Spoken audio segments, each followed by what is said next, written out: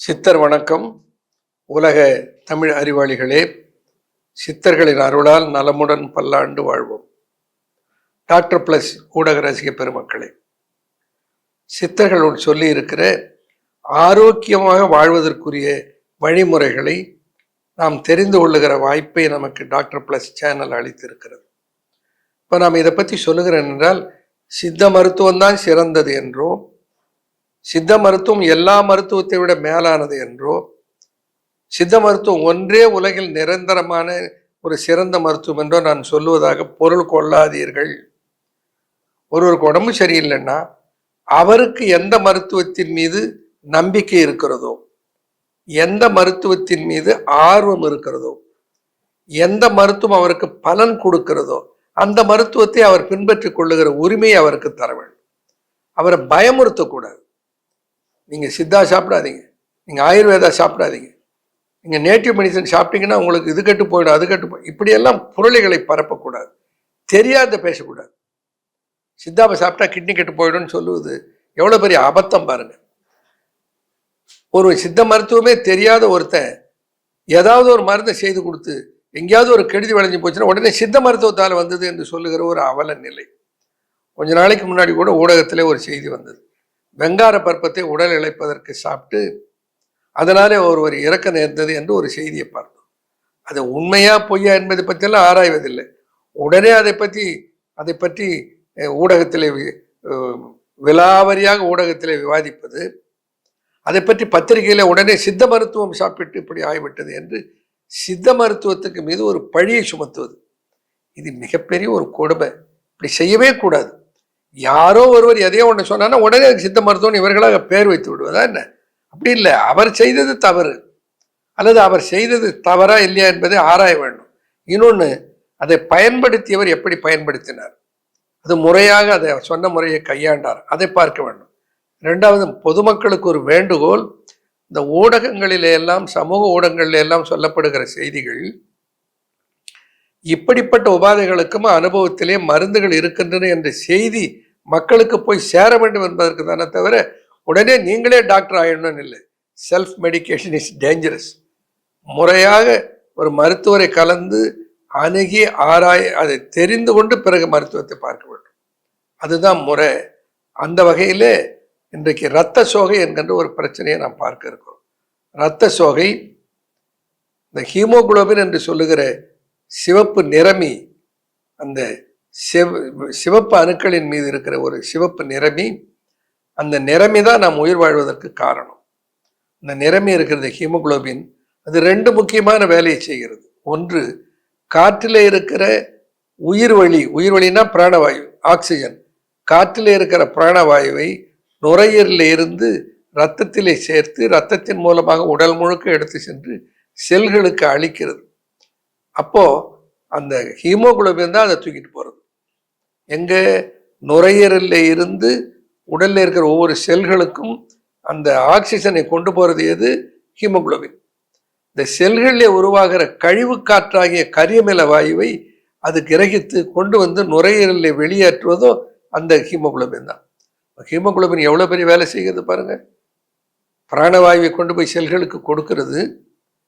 செல்கள் பயன்படுத்தி விட்டு அங்கிருந்து கழிவு காற்றாக வெளியாகி இருக்கிற கரியமில வாயுவை கொண்டு போய் வெளியேற்றுகிறது. இப்படிப்பட்ட முக்கியமான பணியை செய்வது எது? ஹீமோகுளோபின். அந்த சித்தர்கள் ஹீமோகுளோபினுக்கு மிகவும் முக்கியத்துவம் கொடுத்தார்கள். ஒரு பழமொழி உண்டு சித்த மருத்துவத்திலே, போறவன் பொண்ணை தின்னு இருக்கவன் இரும்பை தின்னுன்னு ஒரு பழமொழி உண்டு. நீ நெடுநாள் இருக்க வேண்டும்னா இரும்பை திங்கணும். இரும்புனா என்ன? இரும்பு சத்து. இரும்பு சத்து ஹீமோகுளோபின்.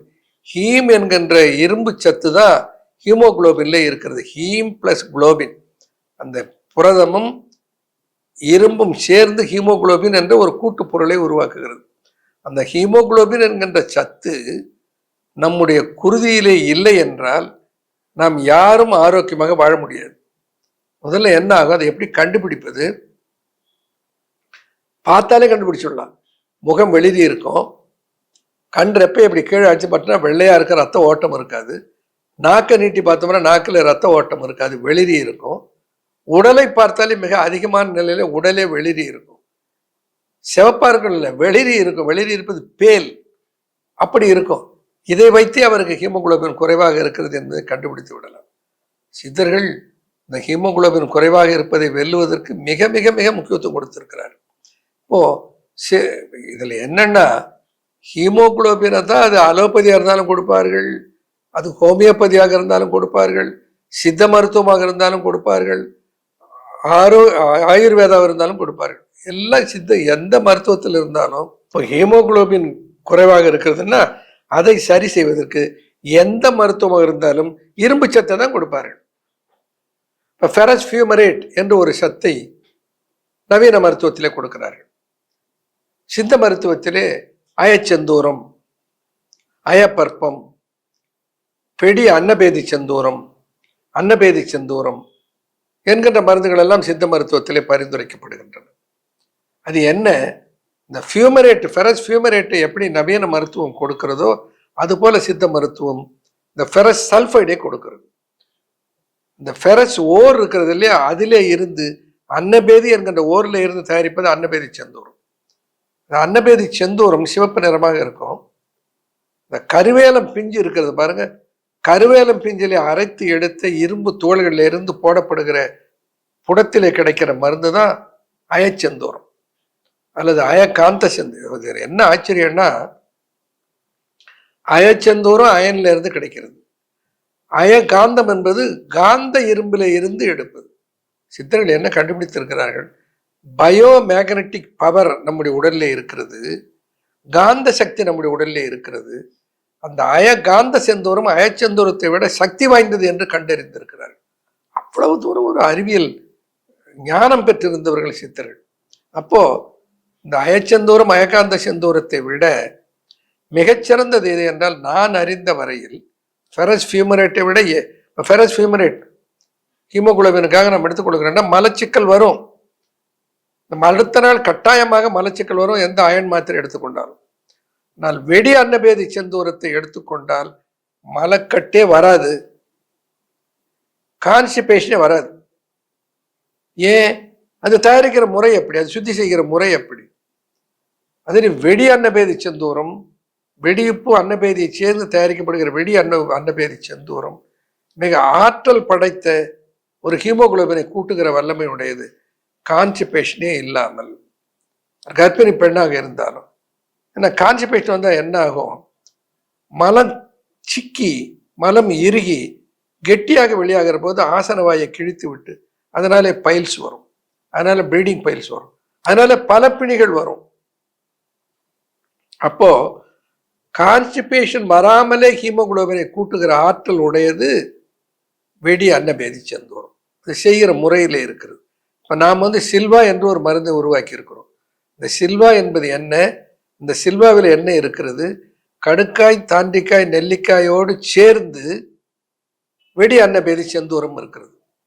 அதனுடைய தன்மை என்ன, it facilitates absorption of iron, கான்ஸ்டிபேஷனே வராது. ஹீமோகுளோபின் 6, 5, 4 என்று இருப்பவர்களை கூட அவருடைய ஹீமோகுளோபினை 13க்கு கொண்டு வர முடிந்து இருக்கிறது. எதனாலன்னா இந்த சில்வா என்கின்ற மருந்தினால.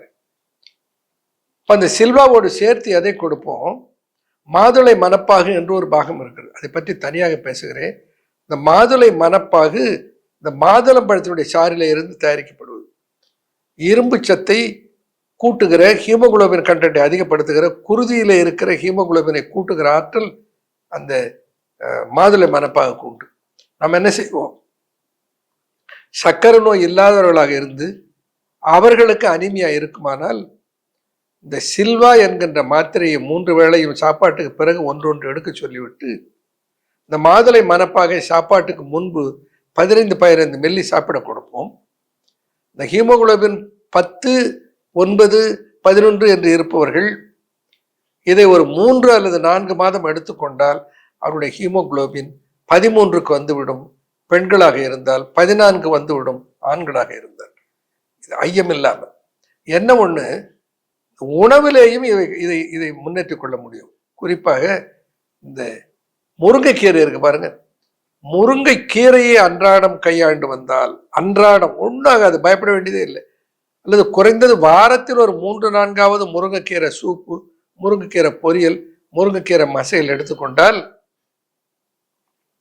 நம்முடைய குருதியில் இருக்கிற ஹீமோகுளோபின் கூடும். அவ்வளவு சக்தி அதில் இருக்குது.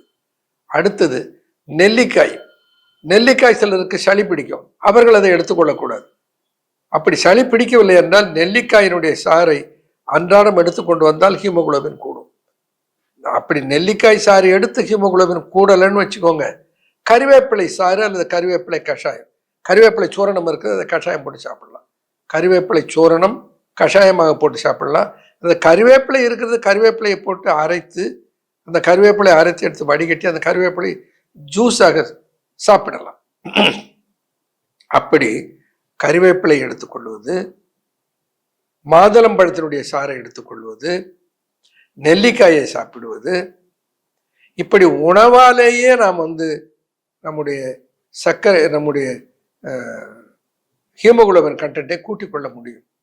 அப்படி கூட்ட முடியவில்லை என்றால் அந்த தருணத்தில் தான் நாம் அதுக்கு பரிந்துரை செய்கிறோம் சில்வாயும் மாதுளை மணப்பாகும். அப்ப சில்வாவையும் மாதுளை மணப்பாகையும் சேர்த்து எடுத்துக்கொள்ள முடியாமல் ஒரு சர்க்கரை நோயாளிகள் இருந்தால் சில்வாவை எடுத்துக்கொண்டு அது கூட எனர்ஜி பிளஸ் எடுத்துக்கொள்ளலாம். எனர்ஜி பிளஸ்லயும் அந்த ஊட்டச்சத்து இருக்கிறது. ஹீமோகுளோபின் தான் நம்முடைய வாழ்க்கையினுடைய ரகசியம். ஹீமோகுளோபின் இல்லைன்னா உடல் தளர்ச்சி விட்டு விடும், முகமெல்லாம் வீங்கிடும், வயிறு சுரந்துக்கும், காலில் எல்லாம் வீக்க வந்துடும். அட்வான்ஸ்டு ஸ்டேஜில், ஆரம்ப நிலையில ஹீமோகுளோபின் குறைவாக இருந்தால் என்ன இருக்கும்? உடல் சோர்வு இருக்கும், ஒரு வேலை செய்கிற சுறுசுறுப்பு இருக்காது. நான் சொல்லுவேன், சில நேரத்தில் பெண்களிடத்தில் பேசுகிற போது ஒரு இட்லி ஊற்றி வச்சா கூட அந்த இட்லி வேகிற வரைக்கும் ஒரு நேரம் படுத்துட்டு இருந்துட்டு வந்துட்டு மறுபடியும் போய் இட்லி எடுக்கலாமா என்று தோன்றும். அவ்வளவு சோம்பல், அவ்வளவு சுறுசுறுப்பின்மையை தருவது ஹீமோகுளோபின் குறைஞ்சிட்டான். அப்ப ஹீமோகுளோபினை குறையாமல் இயல்பு நிலையில் பராமரிப்பது என்பது மிக அவசியம். அதை பராமரிப்பதற்கு உணவும் நன்றாக உதவி செய்யும். உணவால் முடியாத நிலையில் உணவை துணையாக வைத்துக்கொண்டு சில்வாவையும் மாதுளை மணப்பாகையும் அல்லது எனர்ஜி பிளஸையும் கையாண்டு உங்களுடைய ஹீமோகுளோபினை உயர்த்தி கொள்ள வேண்டும். சிலருக்கு ஹீமோகுளோபின் குறைந்து கொண்டே இருக்கும். ஒருவர் வந்தார் சிக்கிள் செல் அனீமியா என்று. ஆச்சரியமாக இருக்கிறது. சிக்கிள் செல் அனீமியாவுக்கு பெரிஷியஸ் அனீமியான்னு பேர். அவர் கொண்டு வந்து அந்த பரிசோதனை என்கிட்ட கொடுக்கிறார், சிக்கிள் செல் அனீமியா பாசிட்டிவ். அவருக்கு நான் 4 மாதம் மருந்து கொடுத்தேனா, இன்றைக்கு 10 ஆண்டுகள் ஆகிறது, இதுவரையில் அவருக்கு சிக்கிள் செல் அனீமியாவினுடைய அடையாளமே இல்லை என்று சென்ற வாரத்தில் கொண்டு வந்து இடத்துல காண்பித்தார். காண்பித்த போதுதான் எனக்கே தெரிய வந்தது, சிக்கிள் செல் அனீமியாவை கூட சரி செய்கிறதா சித்தர்களுடைய படைப்பு. இந்த பெயர்கள் தான் புதுசு, ஆனா இந்த நோய்கள் எல்லாம் பழசு. அவைகளையெல்லாம் குணப்படுத்துகிற ஆற்றல் பெற்ற மருந்துகள் சித்த மருத்துவத்தில் இருக்கின்றன. சித்தர்களை நம்புவோம், சித்தர் வழியில் வாழ்வோம், ஆரோக்கியமாக சந்தோஷமாக வாழ்கிற வழியை சித்தர்கள் தந்திருக்கிறார்கள், அதை பின்பற்றுவோம். நன்றி, வணக்கம்.